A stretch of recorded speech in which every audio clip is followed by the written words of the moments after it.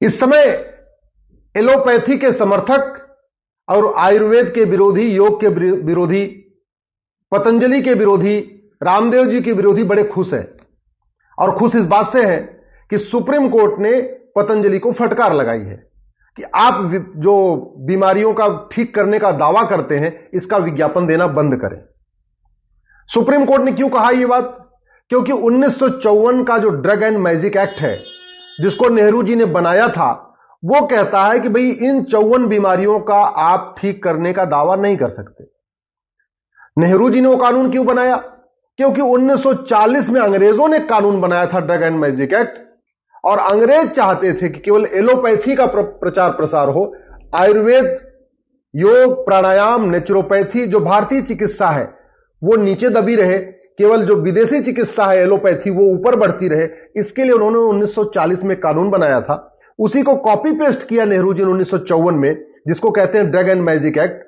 और उसमें क्या लिखा हुआ है कि अपेंडिक्स, अंधापन, कैंसर, मोतियाबिंद, बहरापन, डायबिटीज, मंदबुद्धि, माहवारी, इसी तरीके से प्रोस्टेट ग्लैंड, ड्रॉप्सी, मिर्गी, पथरी, ग्लूकोमा, ब्लड प्रेशर, हिस्टीरिया, कोढ़, मोटापा, नपुंसकता, बाझपन, टीबी, अल्सर, इन बीमारियों को ठीक करने का कोई दावा नहीं करेगा।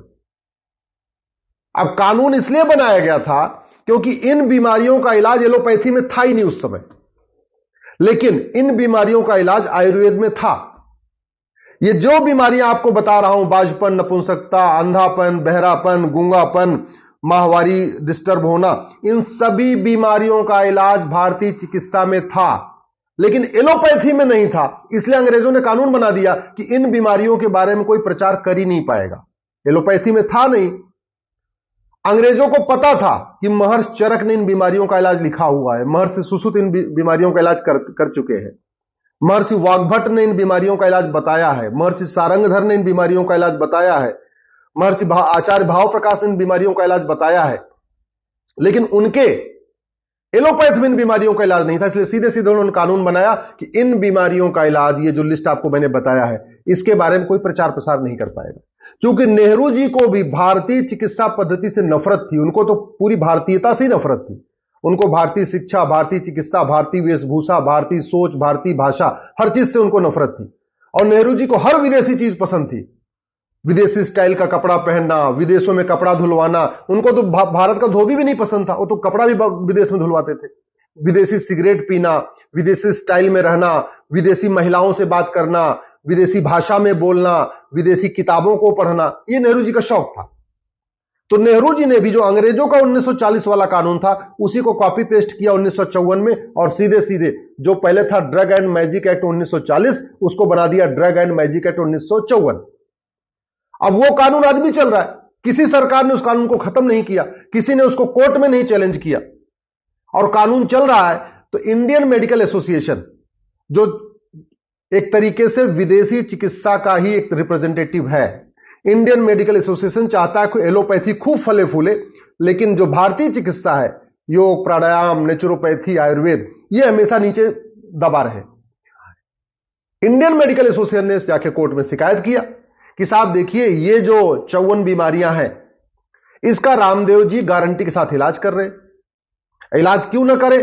क्योंकि इन बीमारियों का इलाज आज के हजारों साल पहले महर्षि चरक ने बताया है, महर्षि सुश्रुत ने बताया है, आचार्य भाव प्रकाश ने बताया है, महर्षि सारंगधर ने बताया है, महर्षि वाग्भट ने बताया है। तो इन बीमारियों का इलाज है तो उसको पतंजलि उसके जरिए इलाज कर रही है। लाखों की संख्या में लोग ठीक भी हो रहे हैं। लोग अपने आप बोल रहे हैं कि मेरा मोटापा ठीक हुआ, मेरा डायबिटीज ठीक हुआ, मेरा कोलेस्ट्रॉल ठीक हुआ, मेरा बहरापन ठीक हुआ, मेरे नपुंसकता ठीक हुई, मेरा बाझपन ठीक हुआ, मेरा माहवारी ठीक हो गया। सब बता भी रहे, लेकिन चूंकि कानून कह रहा है कि नहीं आप क्लेम नहीं कर सकते, आप इसको पेपर में एडवर्टाइज नहीं कर सकते, उसी घटिया कानून का सहारा लेकर इंडियन मेडिकल एसोसिएशन जाता है कोर्ट में। कोर्ट इनके खिलाफ कार्रवाई करती है, उनको कहती है आप इसका प्रचार मत करिए। रामदेव जी जिद्दी आदमी, वो कह रहे हैं जब इलाज हो रहा है तो मैं तो प्रचार करूंगा। अब यहां एक बड़ी समस्या यह भी आ गई है कि जो सुप्रीम कोर्ट के 2 जज इस बेंच इस मामले को सुन रहे हैं, मुझे नहीं पता कि उन्होंने कभी महर्षि चरक को पढ़ा है कि नहीं पढ़ा। अगर सुप्रीम कोर्ट के जज चरक संहिता पढ़ लें वाग्भट संहिता पढ़ ले, महर्षि भाव प्रकाश को पढ़ ले, महर्षि सुश्रुत को पढ़ ले, महर्षि पतंजलि को पढ़ ले, तो वो खुद भी कहेंगे कि भाई इन बीमारियों के इलाज तो लिखा हुआ है, तो फिर तो ये कानूनी घटिया है। एक बार अगर सुप्रीम कोर्ट के जज चरक संहिता पढ़ ले, सुश्रुत संहिता पढ़ ले, महर्षि शारंगधर की किताब पढ़ ले, महर्षि वाग्भट की किताब पढ़ ले, आचार्य भाव प्रकाश की किताब पढ़ ले, महर्षि पतंजलि को पढ़ ले, योग को अच्छी तरीके समझ लें, धन्वंतरी की जो विद्या है उसको समझ लें, आयुर्वेद कितना प्रभावी होता है, तो सुप्रीम कोर्ट के जज खुद भी कहेंगे कि 1954 का कानून घटिया है, इसको खत्म कर देना चाहिए। लेकिन चूंकि सुप्रीम कोर्ट के जजों ने हमारे ऋषियों मनीषियों को पढ़ा नहीं, महर्षियों को पढ़ा नहीं है, तो उनको लगता है आईएमए जो कह रहा है वही ठीक है, और वैसे सुप्रीम कोर्ट का कानून केवल कानून का इंटरप्रिटेशन करना है और कानून महाघटिया है, तो रामदेव जी को फटकार पड़ रही है। मैं पूरी तरीके से रामदेव जी के साथ हूं। रामदेव जी को जो फटकार लगी है वो केवल इसलिए लगी है कि 1954 का कानून महाघटिया है। रामदेव जी ने कोई गलती नहीं किया। रामदेव जी तो वही कार्य कर रहे हैं जो महर्षि चरक ने किया था, महर्षि सुश्रुत ने किया था, आचार्य भाव प्रकाश ने किया था, महर्षि वाग्भट ने किया था, महर्षि पतंजलि ने किया था। रामदेव जी तो केवल भारतीय चिकित्सा को बढ़ा रहे हैं। उनका केवल इतना ही दोष है कि वो भारतीय चिकित्सा को बढ़ा रहे हैं, भारतीय चिकित्सा व्यवस्था को घर घर पहुंचा रहे हैं, योग प्राणायाम आयुर्वेद को घर घर पहुंचा रहे हैं। उनकी इतनी गलती है, इसके अलावा उनकी कोई गलती नहीं। गलती है तो 1954 के महाघटिया कानून की। मैं सरकार से निवेदन करता हूं 1954 की कानून को रिव्यू करने के लिए एक्सपर्ट कमेटी बनाए। एक बार देख लें कि जिन बीमारियों का इलाज चरक संहिता में है, सुश्रुत संहिता में है, महर्षि भाव प्रकाश ने लिखा है, महर्षि वाग्भट ने लिखा है, उसका प्रचार प्रसार करने में और उसके बारे में कहने में कि हां बीमारी ठीक हो रही है, यह अपराध कैसे हो सकता है? तो यह जो कुछ सुप्रीम कोर्ट कर रहा है वो नेहरू जी के द्वारा बनाए गए घटिया कानून के कारण कर रहा है। इसका मतलब जो फटकार लग रही है सुप्रीम जो रामदेव जी को, वो रामदेव जी की गलती के कारण फटकार नहीं लग रही है। आचार्य बालकृष्ण ने कोई गलती नहीं किया है लेकिन फिर भी उनको फटकार लग रही है। पतंजलि ने कोई गलत काम नहीं किया फिर भी उनको फटकार लग रही है। उसका दो कारण है, कानून घटिया है और सुप्रीम कोर्ट के जजों को चरक संहिता नहीं आती, उन्होंने भाव प्रकाश संहिता नहीं पढ़ा है, उन्होंने वाग्भट संहिता नहीं पढ़ा है, उन्होंने माधवकर साहब की महर्षि माधवकर को नहीं पढ़ा है, उन्होंने भारतीय चिकित्सा कितनी गहरी है कितनी गूढ़ है उसको समझा नहीं है। अरे हमारे खुद पिताजी का घुटना खराब हो गया था और हमने एम्स में दिखाया, बोले घुटना बदलना पड़ेगा। हमने राम मनोहर लोहिया में दिखाया, बोला घुटना बदलना पड़ेगा।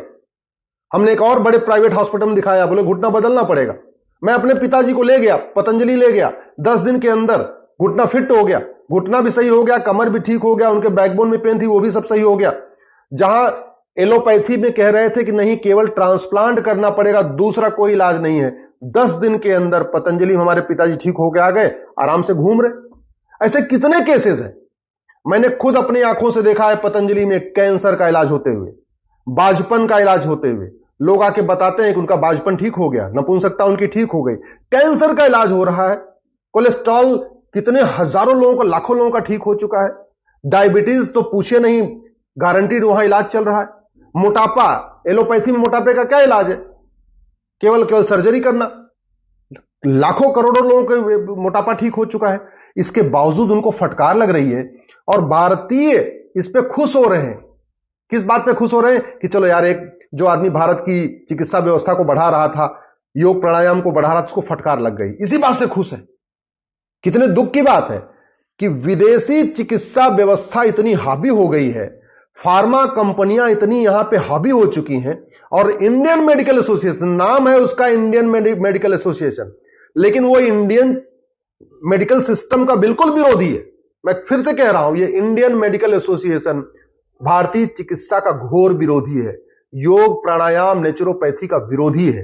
ये केवल चाहता है कि जो विदेशी चिकित्सा व्यवस्था एलोपैथी वही फले फूले, वही कंटिन्यू जारी रहे और भारत की चिकित्सा आगे ना आए, इसीलिए इस तरीके की हरकतें कर रहा है। मैं सरकार से निवेदन करता हूं 1954 का कानून रिव्यू करने के लिए कमेटी बनाए और इस कानून को खत्म करें।